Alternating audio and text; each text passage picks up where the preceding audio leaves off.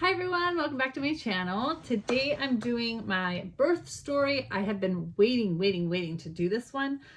We are a little bit more postpartum than I wanted to do to film this and upload it, but life obviously is a little bit crazy and my story is a little bit crazy and I wanted to share it with everybody because it's not what I obviously thought was going to happen.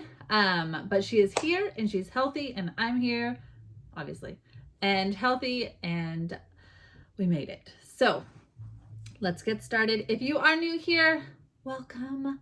I'm Laci. I now have 3 little ones, 3 and under, and it's going to be a wild ride. So come on. Anyhow, so it all started on, oh yes, February 11th when she was born. That's her birthday. And me and my sister were outside. She wanted me to do a little bit of, because that's her birthday. So filming for her. She has a TikTok and a boutique and a YouTube channel. I started getting contractions. Wait. Let's rewind. I had a membrane sweep in the morning. I was 3.5 centimeters. And I got the membrane sweep. I was 3 centimeters when I got the epidural with Kane, 3 or 4, and dying. So to know I was 3.5 and like fine was kind of crazy, and I should have known. And she even said, as soon as you start having contractions, go to the hospital. Anywho, fast forward, it's now like 3 o'clock and contractions start. And they start fast. So with my last pregnancy as well, it doesn't start with like 10 minutes apart or 7 minutes apart. It starts at 5 minutes apart. They start, and I'm like, okay, is this it? Is this, because the consistency and the amount that they last, how long they last, is confusing to me. So I didn't know, like, is this it? Do I need to wait longer? They need to last longer? Anywho, so they get to 5 minutes. And then they get to 4 minutes. But this is just, let me phrase this. It just happened in like 10 minutes. So it's not like I waited for hours and hours at home. And then it went to 3 minutes. And I thought, holy heck, it's time to go. Because I was dying and I wanted not to have a baby at home. So got in the car, had no gas. Yes. If you know me, that is just how I live my life, with no gas. Anywho, so we had to get gas, and my husband, of course, was so excited about that. And I'm dying, like holding on to the seatbelt, like dying, to the point where I was like making noises because I was in so much pain. Anywho, no water break, no blood, no nothing. We get to the hospital, and there is labor and delivery parking, but my husband, God love him, goes past it and up to the 2nd level of the parking garage. Anywho, I get out of the car and I start running as fast as obviously I could, because I knew something wasn't right. It was different and it was hurting even more and like coming quick. And so I'm running, holding my belly like, no. And then I have to stop, and then contraction, and then run, stop, contraction, whatever. We get to the wheelchairs eventually after I went down, long story. Got to the wheelchairs, went in, checked in, obviously got new masks because you have to have the hospital grade mask, I guess. I don't know. I had a regular blue one from, I thought was like hospital kind, but anyhow, they move us back. We go to the 3rd floor, and the whole time this is me. The whole entire time. And the lady's like, do you have a headache? And I'm like, no, like the pain is very intense. Anyhow, so we get to the 3rd floor, had to go into the elevator, up the elevator, check in, and my husband cannot go back, obviously, with COVID.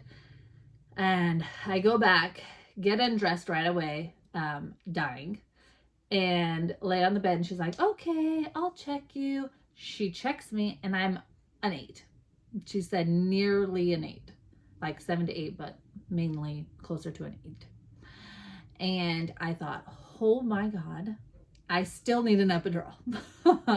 I don't want to do this without one. Fentanyl first, preferably, please. And they said there's no time. We'll call for it, but it could not happen. And I was like making a lot of noises in pain. So they wheel me back. And I just remember, because my eyes were closed like the whole entire time because I was in a lot of pain.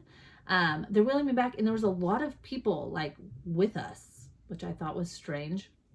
And we get there, and I want to say I got into a different bed. I would assume I got into that bed. I don't know. My eyes were closed. Literally the whole time.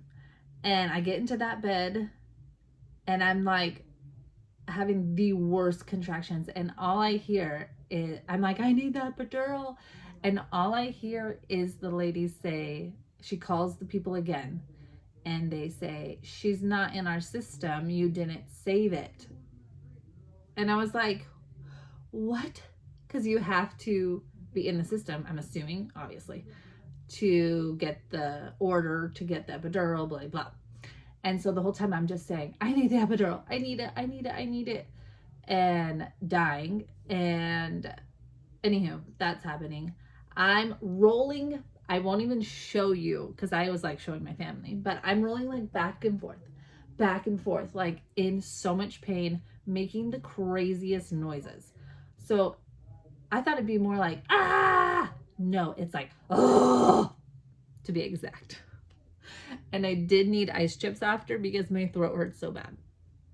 Anywho, so I'm making that noise, rolling back and forth. I eventually like open my eyes and I have like 5 or 6, maybe 5 or 6, yeah, nurses circling my bed just watching me. And come to find out they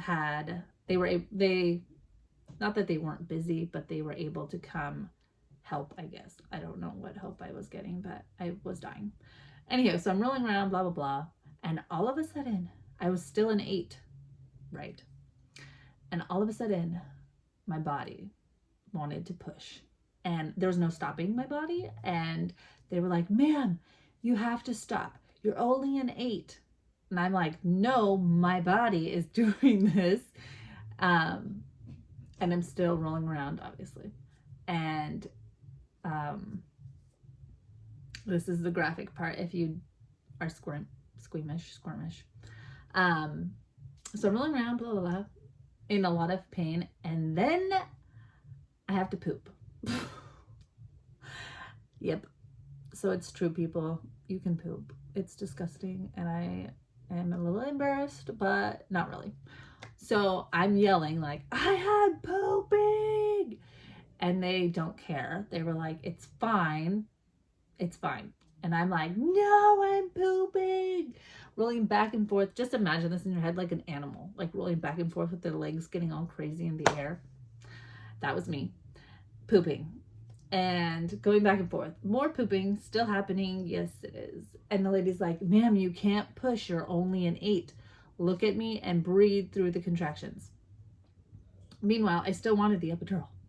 So I'm breathing like on this poor lady. They never asked me to put my mask on, thank God. But I'm breathing like,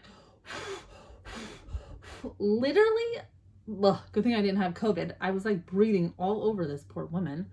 And she's like, everybody, which was so nice. Every nurse that was in there was like, you got this. You can do it. You're doing amazing. You're doing great. You're like a lot of positivity. And I'm breathing. So that was like 2 contractions of me doing that. And I was like, I can't anymore. And then I'm assuming they checked me again because they were like, she's a 10. And then I'm like, to myself, like, clearly I'm a 10. My body is pushing whether you want it to push or not.